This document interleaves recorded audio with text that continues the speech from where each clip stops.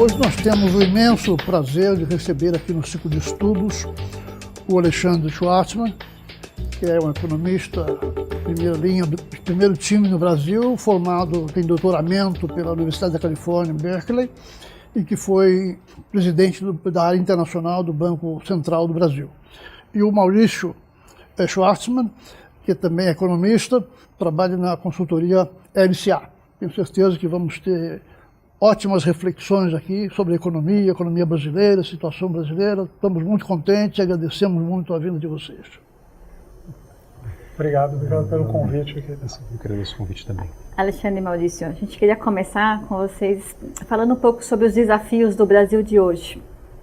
Assim, desafio não falta, né? Eu vejo há muitos anos que o Brasil é um país condenado à reforma, né? Porque a gente tem coisas realmente muito sérias para resolver. Acho que eu gosto de separar entre o que é urgente e o que é importante. Então, a agenda do importante tem um monte de coisa, tem que pensar em ambiente de negócio, produtividade, educação, quer dizer, também é uma agenda gigantesca que a gente deveria ter tratado há alguns anos. A gente não tratou de uma forma muito superficial, mas essa agenda hoje está submersa pela agenda urgente. A agenda urgente é principalmente fiscal.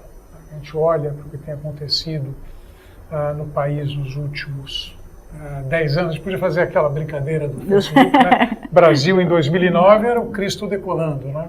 Brasil agora em 2019, tudo bem, a gente já passou pela pior fase, mas certamente não é o Cristo que está decolando.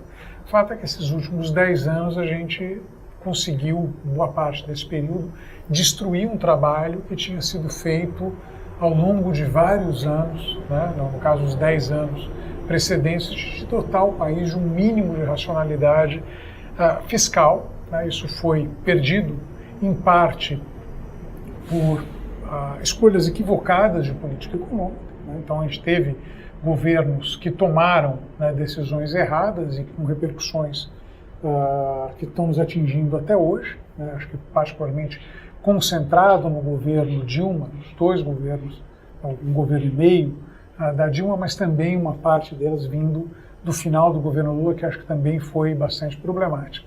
E um pedaço desse desafio que vem, na verdade, coisas que estavam sendo também construídas, um ovo da serpente que estava ali sendo gestado há muito tempo, que é a questão do gasto público vem crescendo há mais de 20 anos, particularmente a questão previdenciária, etc. O fato é que a gente chegou numa situação, né, em que acho que todos os desafios fiscais do país foram desnudados num período muito curto. A gente tem uma dívida que entrou numa trajetória complicada, né, não está ainda escrito nas estrelas que ela vai para uma trajetória explosiva, mas a gente precisa fazer uma correção de rumo grande para que essa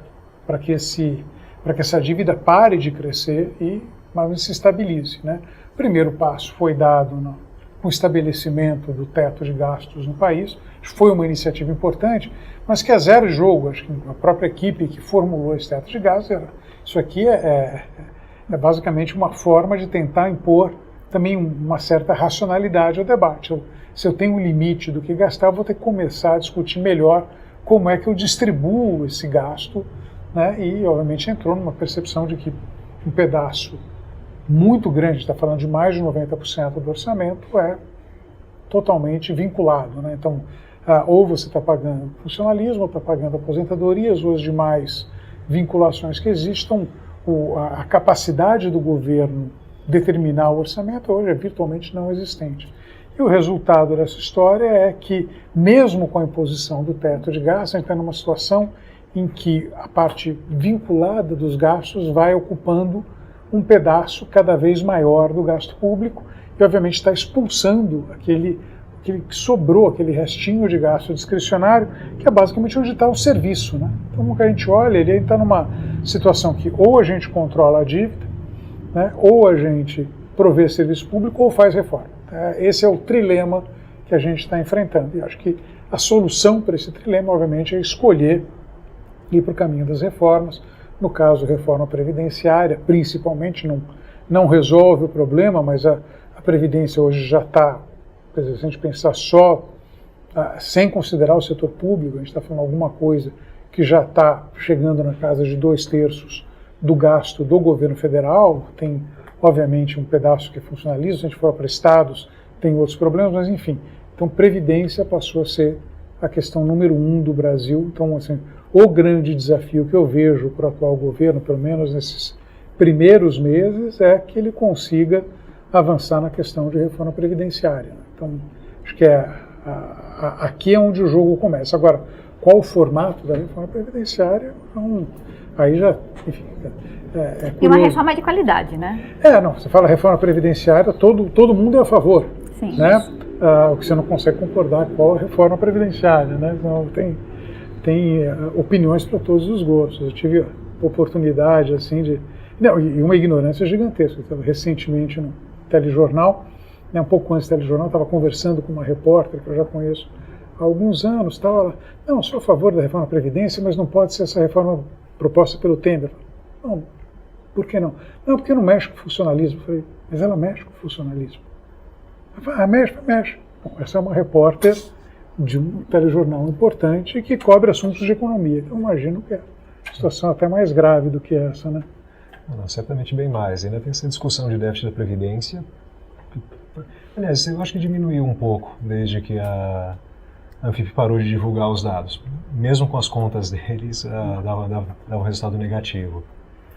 Tem uma guerra de desinformação ali na história. Também. Né? Então, É guerra de desinformação e muita informação truncada, né? A gente, às vezes, você está discutindo o assunto e cada pessoa está com uma base de dados diferentes, né?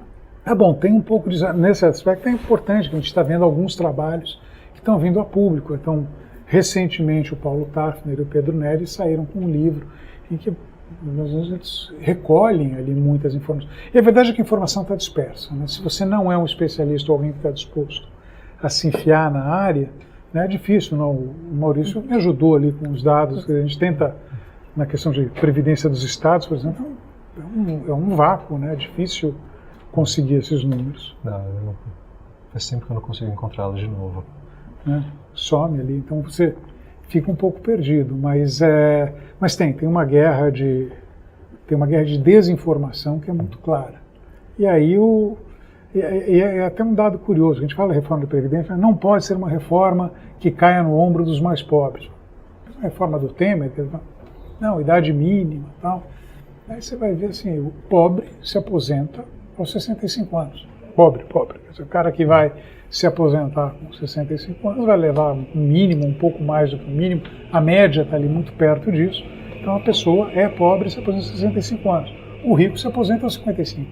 Fala, mas eu não sou rico, faço 10 mil reais por mês, amigão. Com 10 mil reais por mês, você é muito rico. Se tiver 5 mil reais por mês, você está certamente entre os 10% mais ricos da população.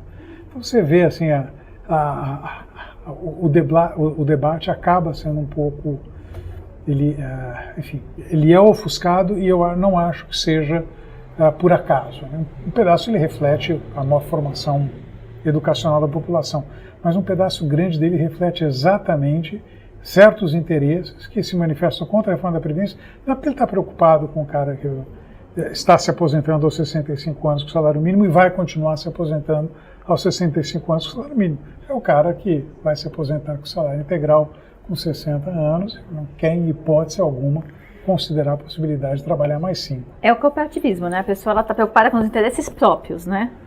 Sim, certamente.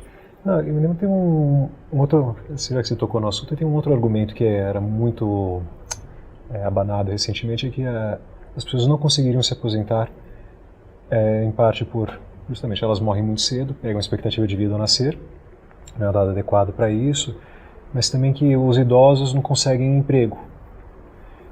E dessa forma eles ficariam ao relento por muito tempo, não conseguiriam se aposentar. E teve um outro estudo, também conduzido pelo Pedro Neri, que mostra que não. Tipicamente, quem sofre mais com desemprego são os mais jovens. É um belo trabalho. Então, mas em última análise a gente está transferindo então riqueza da juventude para os mais velhos. Agora, é interessante como a sociedade parece não assimilar ou não quer discutir o problema demográfico, né? O país está ficando mais velho, quer dizer, então não tem saída. É reformar ou reformar, na verdade isso. Sim, mas quem quer colocar o guiso no gato? Aí Né? que tá. Não, tem. O Brasil fez a transição demográfica que demorou em torno de 100 anos nos países europeus. A gente fez 40. Né? Foi um negócio extraordinariamente rápido. E é curioso, não nos pegou tão fora. Assim, não, pegou no contrapé, a gente não estava isso. 40 anos é bastante tempo. Mas a verdade é que a gente discute previdência há uns 25 anos. Né? Exatamente. Tem 25 anos que a gente está e a coisa não avança. Acho que tem um reflexo, alguma coisa mais profunda na sociedade, eu acho. Assim, é o que me deixa mais pessimista com o país e, de maneira geral, com a possibilidade de aprovar a reforma. Não é um tema exatamente econômico, do meu lado sociólogo amador, assim, essa sociedade não está preparada para encarar seus problemas.